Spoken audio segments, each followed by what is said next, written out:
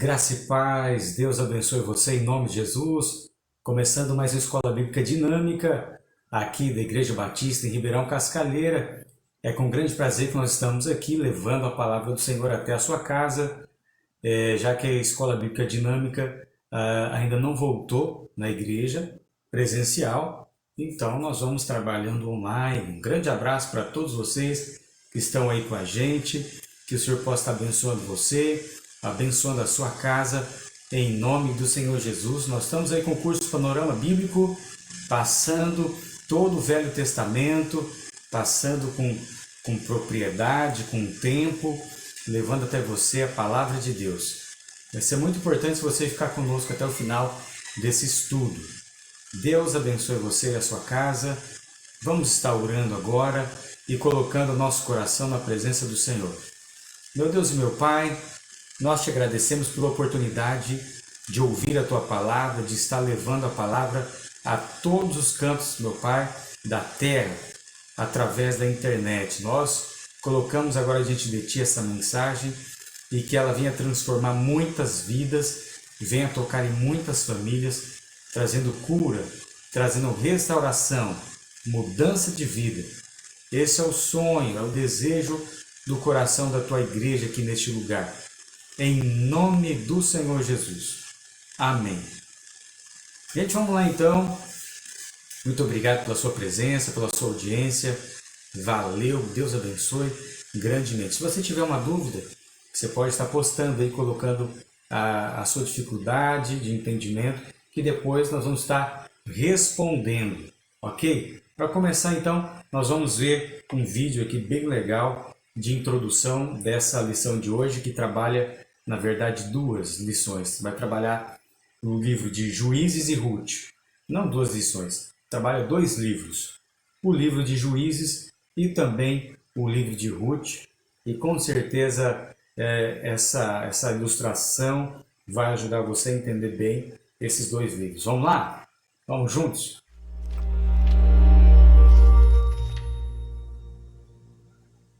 O livro de Juízes. Lembre-se, depois que Josué levou as tribos de Israel para a terra prometida, ele os chamou para serem fiéis à aliança com Deus, obedecendo os mandamentos da Torá. E se eles fizessem isso, mostrarão a todas as outras nações como Deus é. Assim, o livro de Juízes começa com a morte de Josué e, basicamente, conta a história do fracasso total de Israel. O nome do livro vem do tipo de líderes que Israel teve nesse período. Antes de terem reis, todas as tribos estavam sendo governadas por esses juízes. Não pense em um tribunal. Esses eram líderes político-militares regionais, mais parecidos com chefes tribais. E, um aviso importante, o livro de Juízes é muito perturbador e violento. Ele conta a história trágica da corrupção moral de Israel, da sua má liderança e basicamente como eles não são muito diferentes do que os cananeus. Mas essa história triste também pretende gerar esperança para o futuro. E você pode ver isso na maneira como o livro foi projetado. Há uma grande introdução que prepara o terreno para o fracasso de Israel, já que eles não expulsam os cananeus remanescentes. Em seguida, a grande seção principal do livro tem história sobre a corrupção crescente dos juízes de Israel.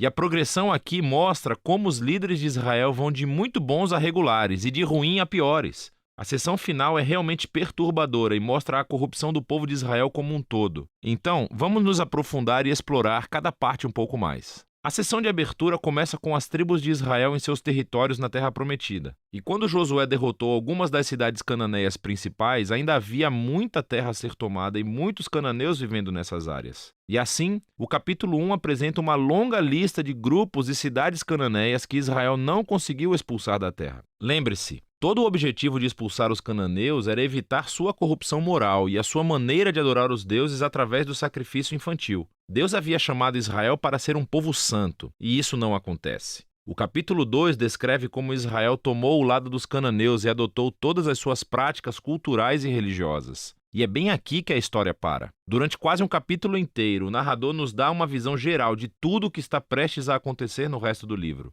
Essa parte da história de Israel, diz o narrador, foi uma série de ciclos se movendo como uma espiral para baixo. Assim, Israel tornava-se como os cananeus e assim pecariam contra Deus. Deus permitiria que eles fossem conquistados e oprimidos pelos cananeus. E por fim, os israelitas veriam o erro de suas escolhas e se arrependeriam. Então, Deus levantaria um libertador, um juiz dentre Israel, que derrotaria o inimigo e traria uma era de paz. Mas, finalmente, Israel pecaria novamente e começaria tudo de novo. Esse ciclo fornece o conceito literário e o fluxo para a próxima seção principal do livro. Ele se repete para cada um dos 6 juízes principais cujas histórias são contadas aqui. As histórias dos 3 primeiros juízes, Otiniel, Eude e Débora, são aventuras épicas, mas são também histórias extremamente sangrentas. Ou os próprios juízes, ou as pessoas que ajudam os juízes derrotam seus inimigos e libertam o povo de Israel. As histórias sobre os próximos 3 juízes são mais longas e se concentram nas falhas de caráter dos juízes, que ficam cada vez piores. Gideão começa muito bem. Ele é um covarde, mas finalmente chega a confiar que Deus pode salvar Israel através dele. E assim ele derrota um enorme exército de midianitas com apenas 300 homens carregando tochas e panelas de barro. Mas Gideão tem um temperamento desagradável e mata um bando de companheiros israelitas por não ajudá-lo em sua batalha. E tudo começa a piorar. Ele fabrica um ídolo com o ouro que ganhou das suas batalhas, e depois que morre, todo Israel adora o ídolo como um deus, e o ciclo começa novamente. O próximo juiz principal é Jefté, que é uma espécie de bandido mafioso que vive nas colinas. E quando as coisas ficam realmente ruins para Israel, os anciãos vêm até ele implorando pela sua ajuda. E Jefté foi um líder muito eficaz, ele ganhou muitas batalhas contra os amonitas. Mas ele era tão pouco familiarizado com o Deus de Israel que o trata como um Deus cananeu e promete sacrificar a sua filha se vencer a batalha. Essa história trágica mostra o quanto Israel caiu. Eles não conhecem mais o caráter do seu próprio Deus, o que leva ao assassinato e à falsa adoração. O último juiz, Sansão, é de longe o pior. Sua vida começa cheia de promessas, mas ele não tem consideração pelo Deus de Israel. Ele era promíscuo, violento e arrogante. Ele obteve vitórias brutalmente estratégicas sobre os filisteus, mas apenas à custa da sua própria integridade. E a sua vida termina em uma corrida violenta de assassinato em massa. Agora, uma nota rápida aqui. Você notará um tema repetido na seção principal do livro. Em momentos-chave, o Espírito de Deus capacitará cada um desses juízes a realizar grandes atos de libertação. O fato de que Deus usa essas pessoas completamente errôneas não significa que ele endossa todas ou até mesmo qualquer uma de suas decisões. Deus está comprometido primeiramente a salvar seu povo, mas tudo o que ele tem são esses líderes corruptos e, por isso, trabalha com eles. Essa sessão inteira é projetada para mostrar o quão ruim as coisas ficam. Você não consegue nem diferenciar os israelitas dos cananeus. E estamos falando apenas dos líderes. A sessão final mostra Israel como um todo chegando ao fundo do poço. Há 2 histórias trágicas aqui e elas não são para os fracos de coração. Elas são estruturadas por essa linha, que é repetida 4 vezes no final do livro. Naquela época, Israel não tinha um rei, e todos faziam o que era certo aos seus próprios olhos. A primeira história é sobre um israelita chamado Miqueias, que constrói um templo privado para um ídolo. E ele é saqueado por um exército particular enviado da tribo de Dan. Então eles vêm e roubam tudo. E eles queimam a cidade pacífica de Laís e assassinam todos os seus habitantes. É uma história horripilante. Quando Israel se esquece do seu Deus, o poder e a força consertam as coisas. A história final do livro é ainda pior. É uma história chocante de abuso sexual e violência que leva à primeira guerra civil de Israel. É muito perturbador e esse é o objetivo. Essas histórias servem como um aviso. A queda de Israel até a autodestruição é o resultado de se afastar do Deus que os ama e que os salvou da escravidão do Egito. E agora Israel precisa ser libertado de si mesmo. O único vislumbre de esperança nessa história é encontrado nessa linha repetida na última parte do livro. Na verdade, forma a última frase da história: Israel não tem rei. E assim, o palco está montado para que os seguintes livros contem as origens da família do rei Davi, o livro de Ruth, e também as origens do próprio reinado de Israel, o livro de 1 Samuel. Mas a história dos juízes tem valor como uma tragédia. É uma explicação séria da condição humana e, eventualmente, mostra a necessidade da graça de Deus para enviar um rei que resgatará o seu povo. E esse é o livro de Juízes.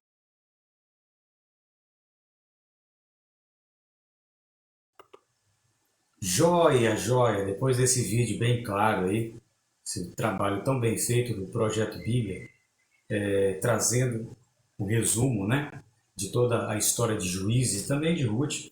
Vamos então aqui entrar agora trabalhando esse tema com você, o livro de Juízes e também o livro de Ruth nesta noite. Que Deus abençoe você e o seu lar. Vamos ficar concentrados. Deixa esse tempo agora para o Senhor, para você estar ligadinho realmente naquilo que a palavra tem para você. Você que tem a revista, né, a nossa revista do Antigo Testamento, Panorama Bíblico, você vai abrir na página 36, melhor dizendo, né? Lição número 7. Vamos lá então? Então vamos aprofundar agora nos dois livros de Juízes e Ruth. Muito bem, estamos aí então com a nossa revista, uma revista de muita qualidade da cristã evangélica, e a gente tem trabalhado no Antigo Testamento, né, no panorama bíblico. Bacana, muito bom mesmo esse trabalho, de profundidade, um bom nível. Então vamos lá, aqui a gente trabalha nos dois livros, lição número 7, página número 36. Qual que é o alvo da lição? Conhecer os ciclos no livro de Juízes, compreender a tipificação de Cristo em Boaz, sentir, desejar estar no centro da vontade de Deus. Amém. E falar a outras pessoas sobre o resgatador, Jesus Cristo, orar pelos nossos governantes que atuam em nosso país. Joia! Juízes e Ruth são dois livros muito interessantes. O primeiro dá o pano de fundo para o segundo, mesmo sem mencioná-los. Ao ler Juízes, será fascinante ver como Deus usou pessoas limitadas em um tempo de total desarmonia e desobediência. Quando você olha para o livro de Juízes, às vezes dá uma certa raiva de tanta teimosia, que se passaram décadas de anos, centenas de anos, e aquele povo não firmava o coração. Não firmava o coração em Deus, ficava buscando alternativas, buscando outras formas, outros deuses, totalmente fora da vontade do Senhor eles estavam vivendo, causando desgraça, trazendo dor, problema para a sua família, porque não eram obedientes ao Senhor. Inclusive, o livro de Ruth vai trazer com clareza quando Noemi e seu esposo vão embora daquela terra de Israel e vão para uma terra próxima, vizinha, eles não têm a orientação do Senhor, porque nessa época cada um fazia o que bem entendia. Visão do livro, as informações básicas. O livro de Juízes é desconhecido, não se sabe ao certo, nem o livro de Ruth quem foi o autor. A data de Juízes provavelmente está entre 1375 a 1050 a.C. E o livro de Ruth é dentro desse período de Juízes. O livro de Ruth é uma história que é de dentro do livro de Juízes, vamos dizer assim, se passou nessa época. Local do livro de Juízes, Palestina. Ruth, local, Palestina e Moabe, foi a terra que eles acabaram indo embora. Versículo-chave, Juízes capítulo 17, verso 6. Vamos ler Juízes capítulo 17, verso 6. Vamos lá, assim a palavra do Senhor diz. Naqueles dias o povo de Israel não tinha rei, de modo que cada um fazia o que queria, agindo de acordo com o que achava certo. Como não tinha uma liderança, então as pessoas faziam o que achava certo. E pior, né? Não tinha a orientação de Deus. Eles não seguiram a orientação do Senhor. Infelizmente, quando Moisés passa para Josué o cajado, Josué entra, ganha, conquista aquela terra, reparte entre as 12 tribos, mas Josué não preparou um líder para ficar à frente. Ele não fez um discipulador, um discipulado com alguém, deixou um discipulador, uma pessoa à frente, um líder. E isso trouxe graves consequências para Israel. Quando a gente vê o livro de Juízes, cada um está fazendo o que bem acha melhor. Ok? Ruth, capítulo 4, 14, é o principal. As mulheres de Belém disseram a Noemi: louvado seja o Senhor, que hoje não a deixou sem resgatador. Desejamos que ele seja famoso em Israel, que devolva a você a juventude e que cuide de você quando chegar a sua velhice. Ele é o filho de sua nora, que a ama muito. que foi melhor para você do que 7 filhos. Eu li o 14 e o 15. Ruth, capítulo 4, verso 14 e 15. Não li apenas o verso 14, ok? Mas aqui então fala do resgatador, fala de Noemi, ali de um tempo de alegria, quando Noemi já rompeu, já venceu o período de grande luta, de batalha, de viuvez. Amém? Palavra-chave do livro de Juízes: inconstância. E do livro de Ruth: redenção, salvação. Amém? Glória a Deus.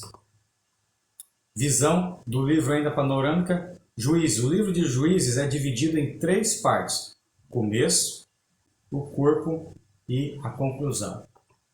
Tá bom? Vamos lá. Olhando para Juízes primeiramente, conteúdo. Do capítulo 1 até o capítulo 3 vai falar da revisão do final de Josué para a contextualização dos ciclos. Josué, Caleb e os filhos de Israel trabalhando nas 12 tribos.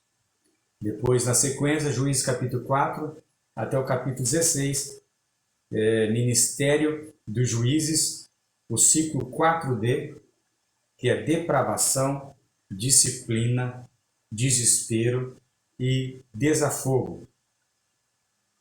Daqui a pouco a gente vai falar melhor sobre esse ciclo, tá bom? Que está compreendido do capítulo 4 até o 16. Do capítulo 17 ao 21, a parte final, histórias que ilustram e preparam o cenário para o aparecimento da monarquia.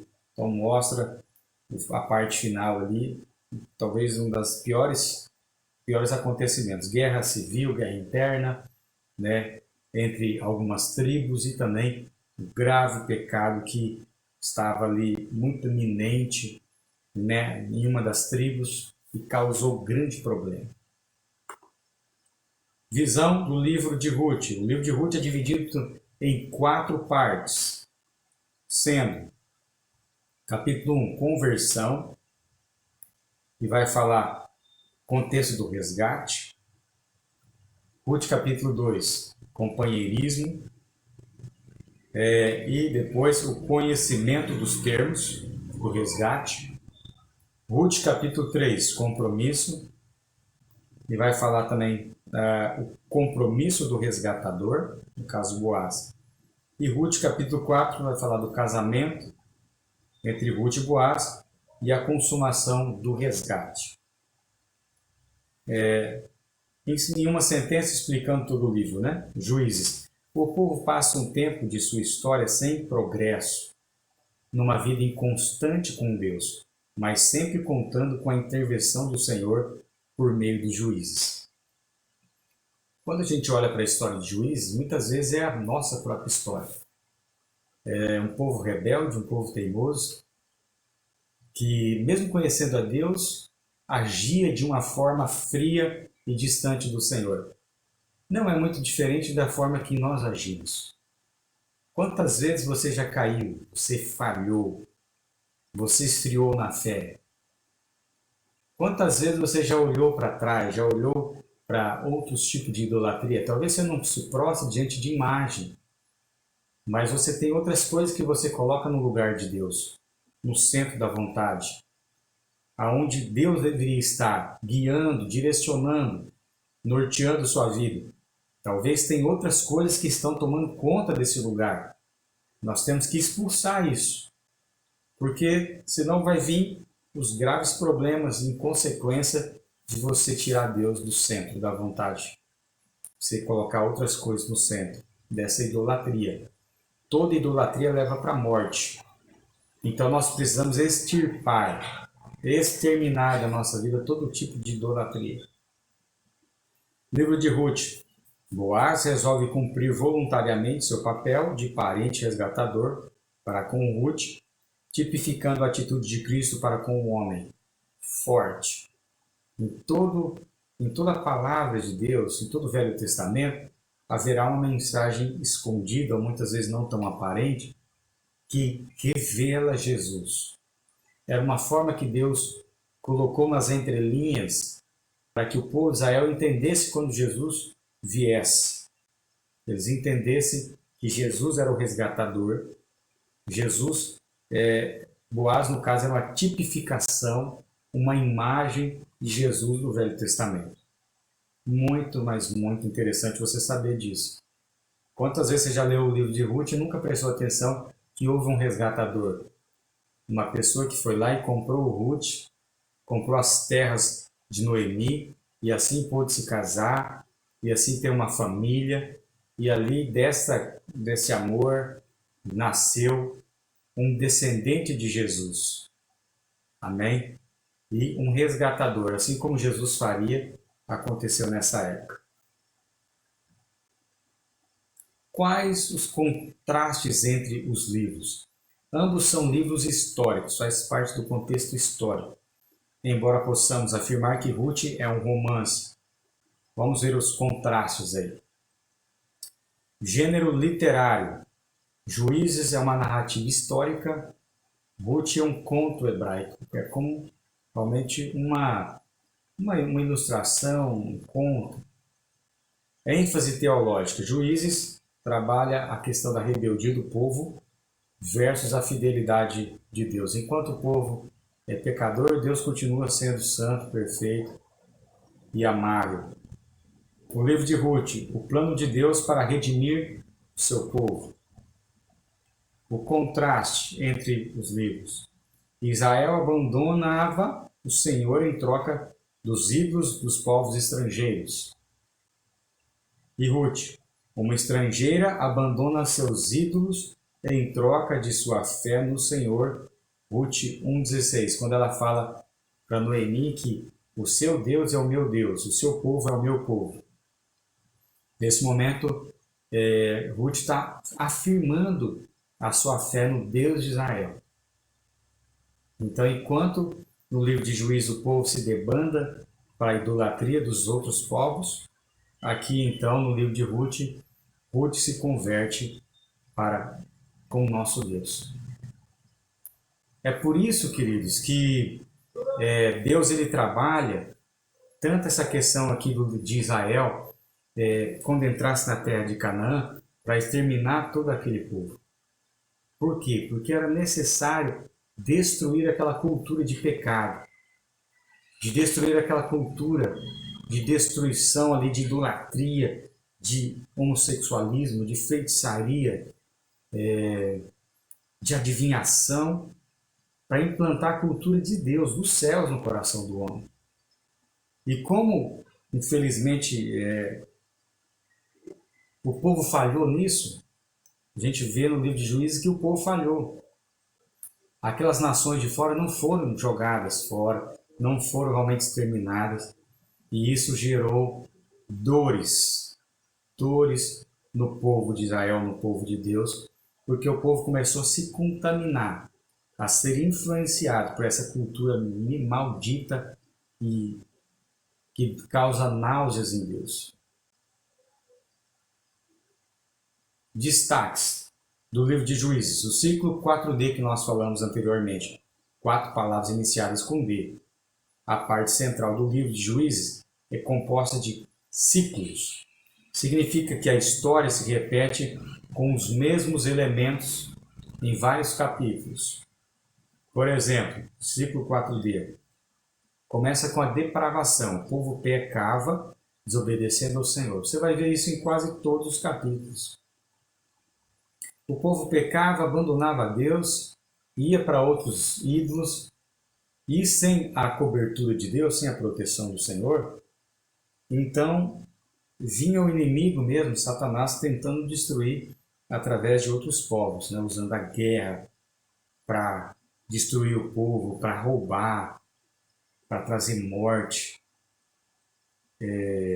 Então, com a depravação vinha a disciplina. A correção era aplicada pelo Senhor por causa do pecado do povo. Isaías 59, 1 e 2 diz que o que faz separação entre nós e Deus, o que faz essa separação é o pecado. O pecado rompe a ligação entre nós e Deus.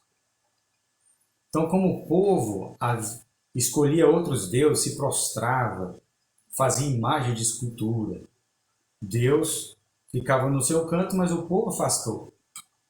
E então vinha a disciplina, vinha o sofrimento, vinha a dor, a guerra, a fome,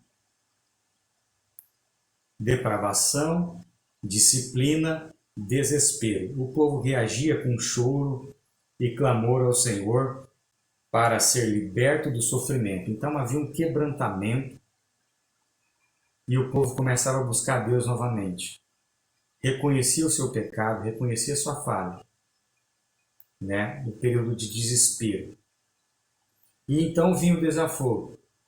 Deus chamava um juiz para libertar o povo. Então Deus levantava um homem ou uma mulher, uma pessoa para tomar a frente, para guiar aquele povo novamente para Deus, para trazer novamente a fé, para abandonar aqueles ídolos e para firmar o coração novamente em Deus.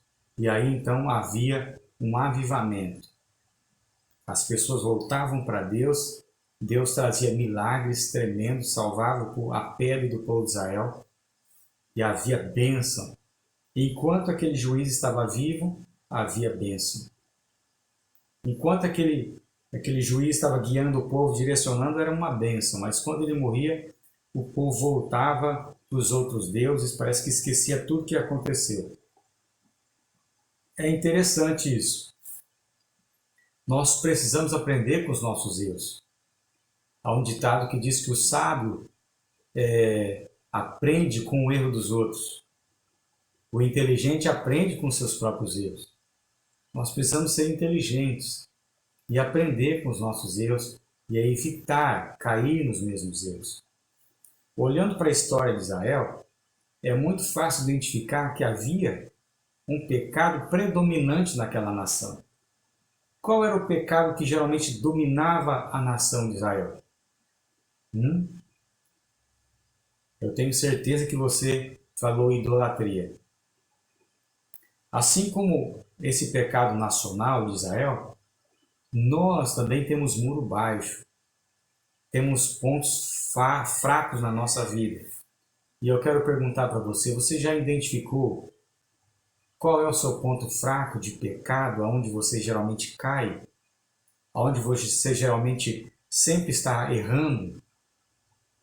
São os pecados de estimação, que a gente geralmente fala, que é aquele pecado que você sempre repete, porque isso agrada a sua carne. E esses pecados têm que ser eliminados da nossa vida, de uma vez por todas. Assim como Jesus falou, se a tua mão te faz pecar, corta ela, lança ela fora. É melhor você entrar no céu sem as suas mãos do que você entrar no inferno com as duas mãos. Se são os teus olhos, arranca os teus olhos. É melhor você entrar cego do que com os dois olhos ir para o inferno. O que Jesus está falando aqui? Para você realmente se mutilar? Não. Jesus está falando que você tem que ser radical com o pecado. Você tem que exterminar o pecado da vida. Você está na igreja, você aceita Jesus, você faz uma aliança com o Senhor, batiza, se torna um líder ou às vezes não, mas a pessoa não pode mais continuar com aqueles velhos hábitos de pecado. Isso é do inferno. Por que que nós, cristãos, não temos influenciado tão fortemente a nossa cidade? Há várias denominações, há várias igrejas cristãs e principalmente dizendo evangélica, que é a nossa família batista, aí vem a Assembleia de Deus, vem a Casa de Oração, entre outras. Por que que nós já não ganhamos dessa cidade para Jesus? Porque, infelizmente, o velho homem, a velha mulher, aqueles hábitos do passado, muitas vezes ainda continuam vivos dentro de nós, aonde já deveriam ter sido mortos. Esse passado de pecado, essas coisas antigas não podem mais dominar a nossa vida. Não pode mais dominar a nossa vida. Porque senão nós vamos viver nesse mesmo ciclo aqui de depravação, que o povo peca, de disciplina, você começa a pagar o preço das suas escolhas erradas de pecado, vem o desespero, porque você se sente mal, você já tem uma aliança com o Senhor, Você entristece o Espírito Santo. E aí Deus tem que enviar um resgatador. De alguma forma o Senhor vai enviar uma maneira de tocar o seu coração, de trazer de volta você para o centro da vontade dele. Mas poderia ser diferente. Nós poderíamos estar firmes no Senhor e estar com nossos olhos sempre firmes no Senhor. E isso evitaria que o coração de Deus doesse e que você também sofresse.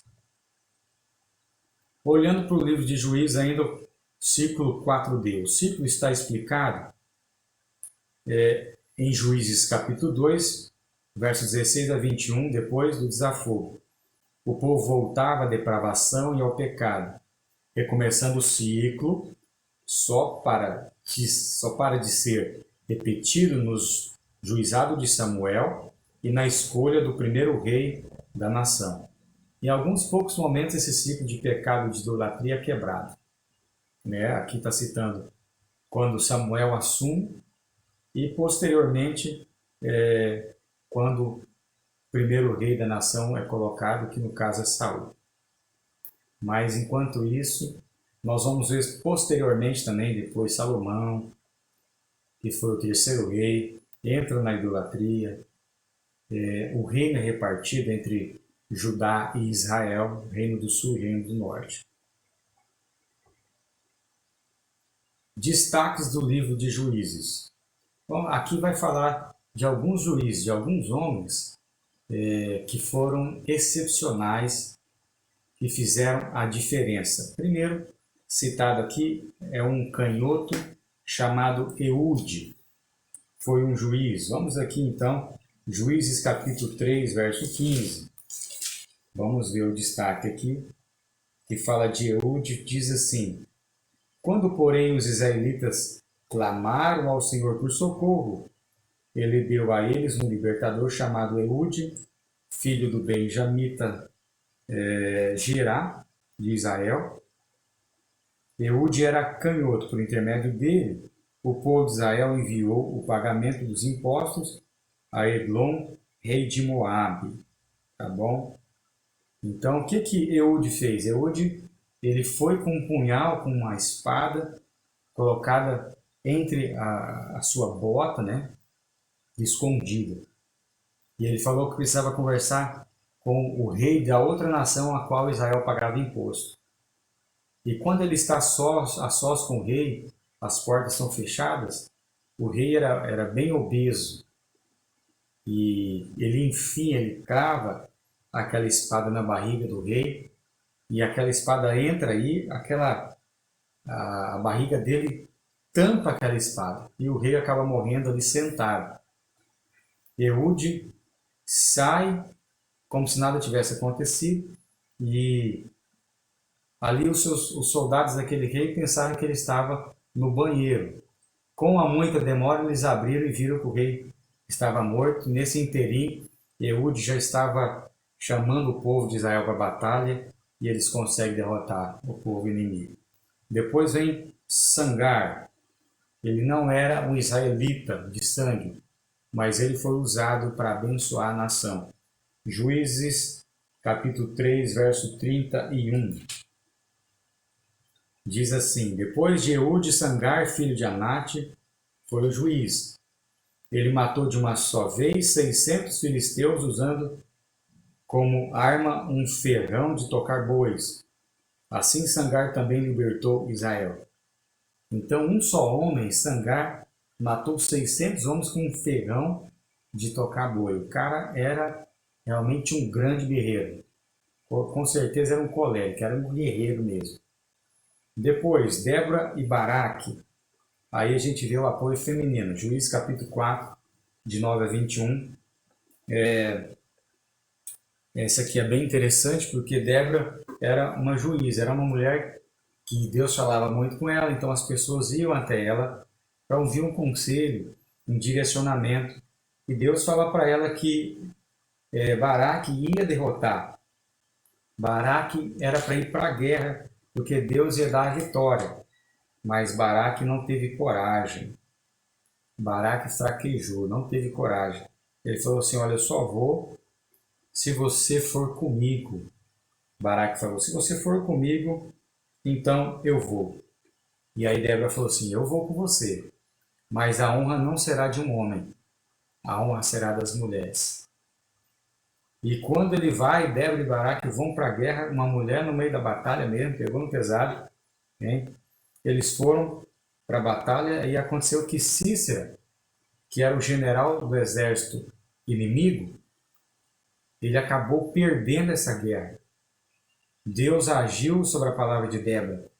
Junto com Débora e Baraque, o Senhor foi para cima e os inimigos foram derrotados. E Cícera, o grande general, então saiu correndo, fugiu para não morrer e foi para uma das tendas de Israel e pediu para uma mulher que escondesse ele lá. A mulher sabiamente falou, pode vir para cá. E a mulher deu para ele leite, ele tomou ali e ele estava muito cansado, dormiu. E aquela mulher israelita foi com um cravo, né, com uma estaca e com uma marreta, cravou aquela estaca na fronte daquele homem que estava deitado, de Cícera, e ele morreu ali. E a vitória então foi dada para mulheres, através de Débora, que foi para a guerra, e também dessa mulher que cravou essa estaca na cabeça do inimigo. Forte essa história, uma história, né, de guerra mesmo. Depois, outro grande homem foi Gideão. Ele era covarde, vamos dizer assim, porque ele estava malhando trigo escondido, lá em Juízes 6,12. Mas Gideão, ele foi usado com uma fé tremenda. Quando ele convocou o povo de Israel para lutar, 30.000 se levantaram. O Senhor falou, é muito. Fala para quem tiver com medo, quem for covarde, vai embora. Aí caiu de 30, se não me engano, agora não me falo a memória, acho que ficou 10.000. Nesse tempo aí, o Senhor falou, não, é muita gente ainda. Leve eles para o último teste, leve eles para beber água no ribeiro. Quem se abaixar para tomar água com a cabeça abaixada, esse você vai mandar embora. Quem pegar água com a mão e levar no rosto, esse vai ser os escolhidos. E desses ficaram apenas 300 que pegaram a água e levaram até a boca. Por quê? Porque enquanto eles estavam tomando, eles estavam prestando atenção ao redor. E aqueles que abaixavam a cabeça para tomar água, como os animais fazem, não tinham uma visão periférica para poder ver se o inimigo estava se aproximando. Muito interessante essa história. E aí também tem Jefté, que Jefté é aquele cara que era filho de uma prostituta. O seu pai Gileade tinha um caso extraconjugal. Jefté nasceu num prostíbulo. Ele pegou Jefté e levou para sua casa. Ele tinha uma esposa. Ele tinha filhos.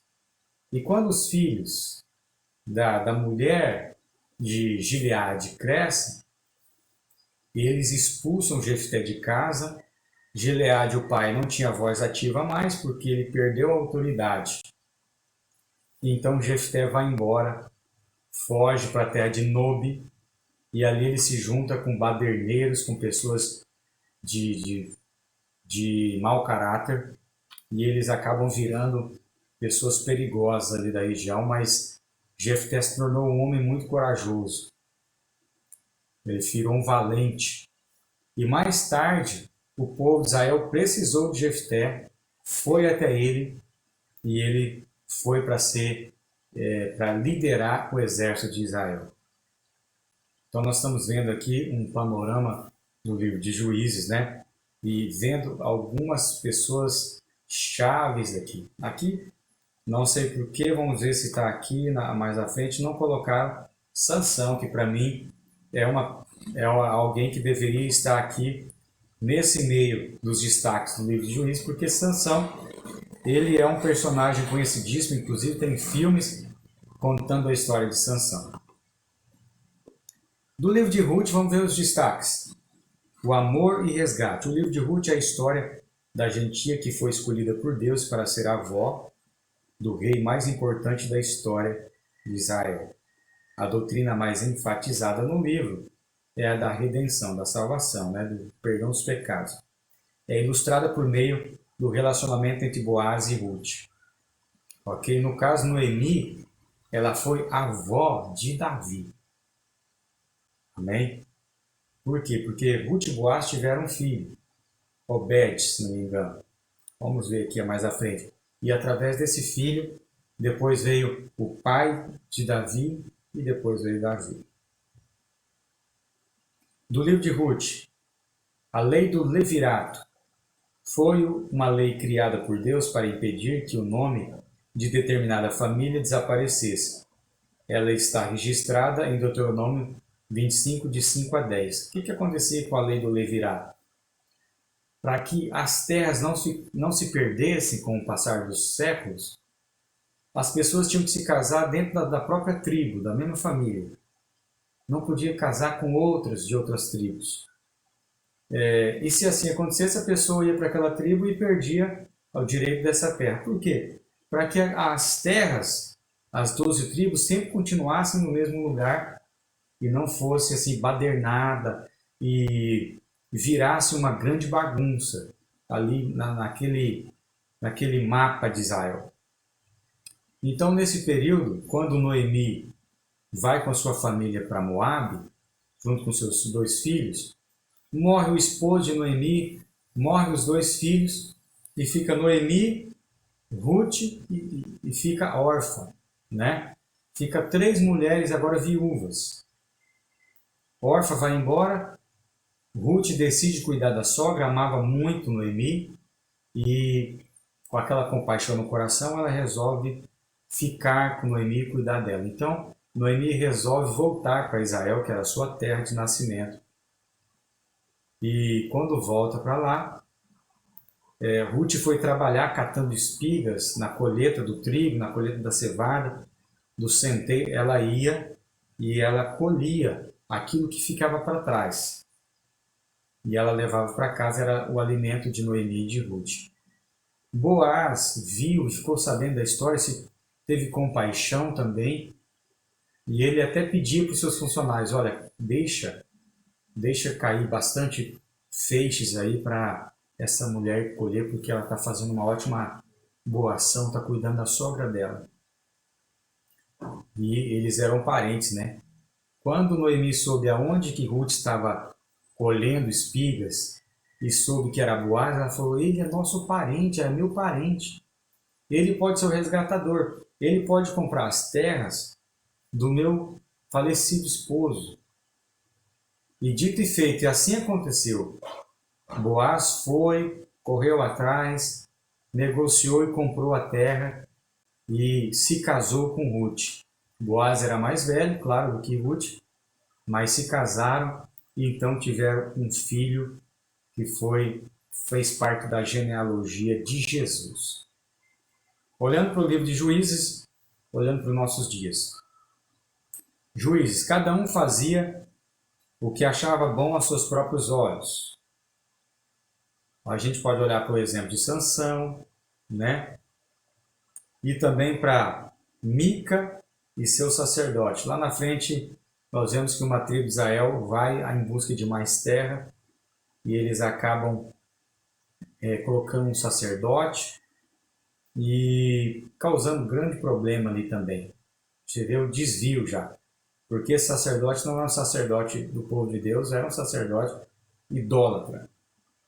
Olhando para Juízes, então, a gente vê Sansão, que não seguia a palavra, cada um fazia o que queria e havia idolatria. E hoje, vivemos o tempo de relativismo.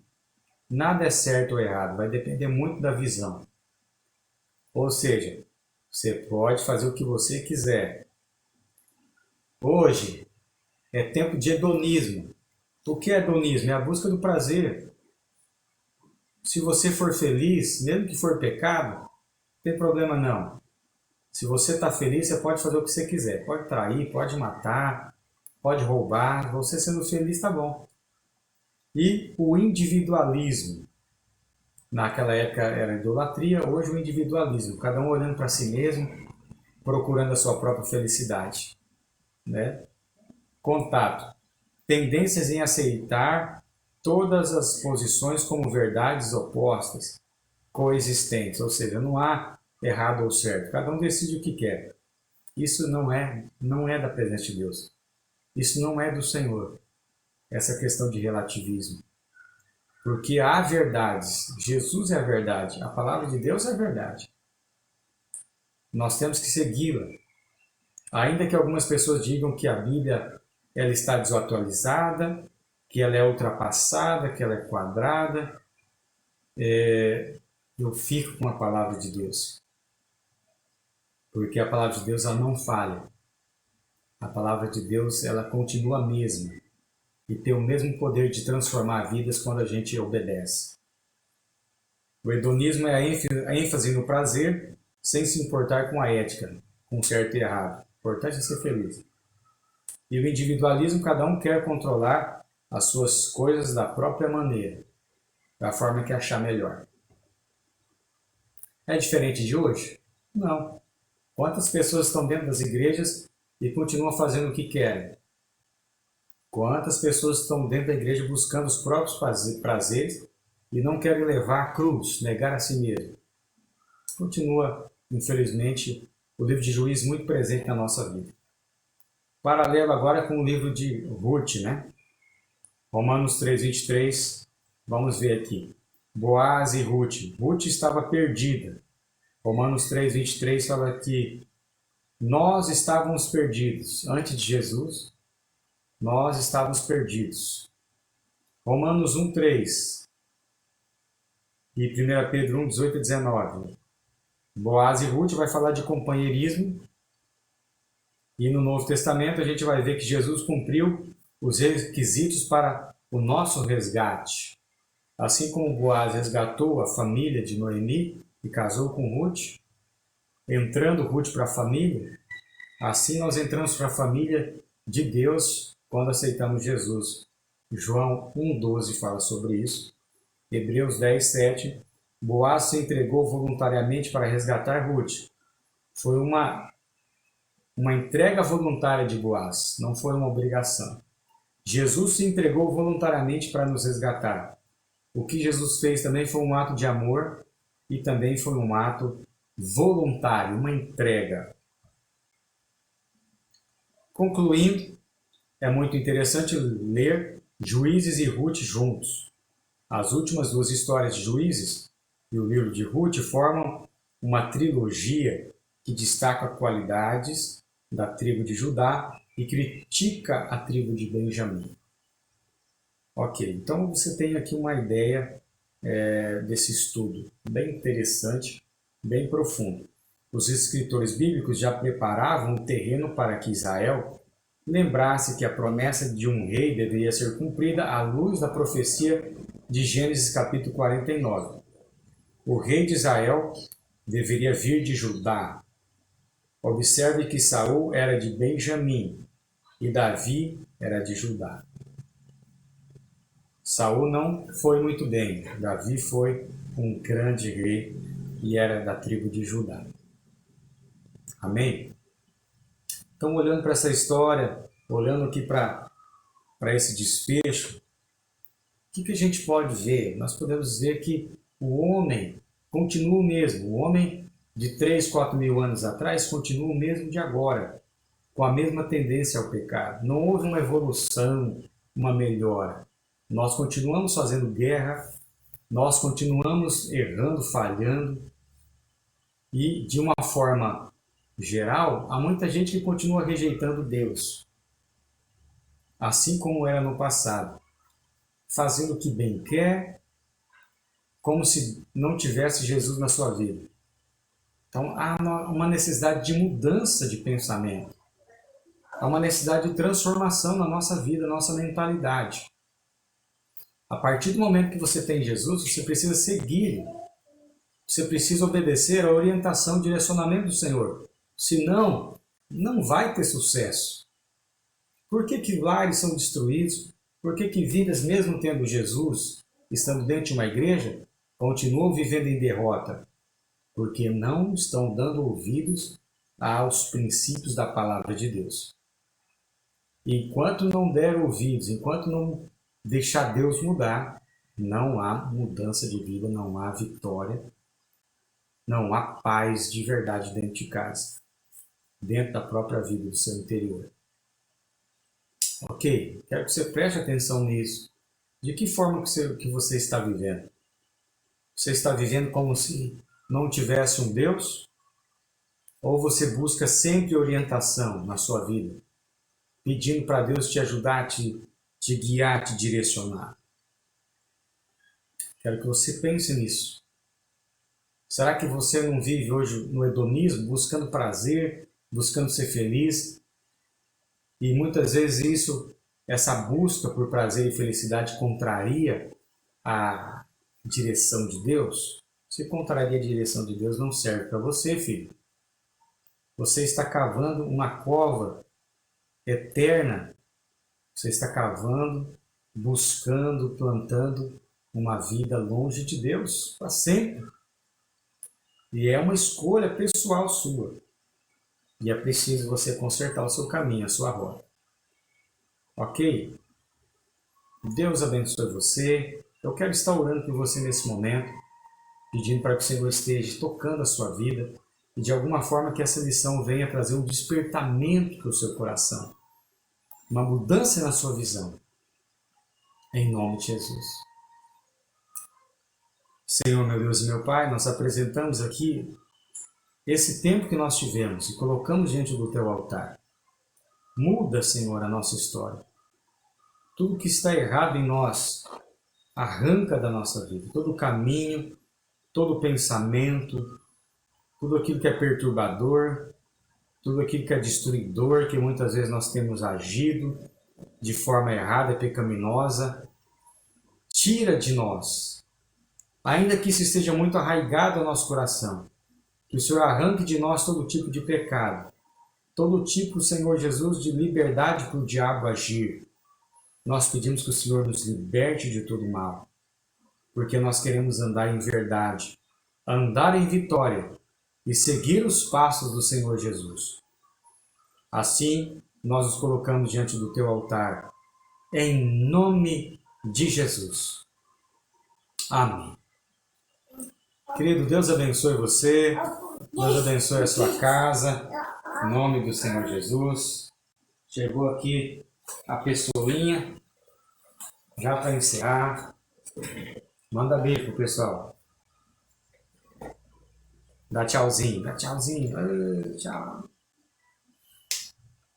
Amém? Que Deus abençoe a sua vida, abençoe a sua casa, em nome do Senhor Jesus. Amém? A gente vai finalizando por aqui. Que o Senhor possa estar abençoando toda a sua casa e que o Senhor seja o seu direcionador e a sua razão de viver. Um grande abraço. Fique na paz. Dá tchau, Natan. Dá tchau. Fica com Deus, gente. Até mais.